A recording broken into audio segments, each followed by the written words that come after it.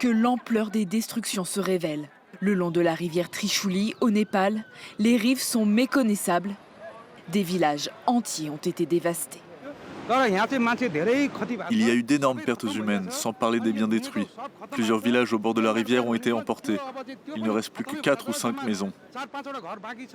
Ces images satellites montrent le village de Siabroubessi, près de la rivière, avant et après la catastrophe. Au sol, un peu plus loin, il ne reste plus rien des maisons et des rues. Les bâtiments sont enfouis sous la boue. Les survivants, désormais sans abri, sont sous le choc et tentent de comprendre ce qu'il s'est passé.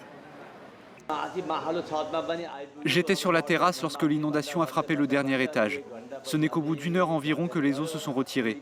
Ma femme était déjà ensevelie sous la coulée de boue, alors que nous étions restés sur la terrasse pour nous mettre à l'abri. Cette crue et cette coulée de boue dévastatrice se sont produites mercredi à la frontière entre le Népal et le Tibet.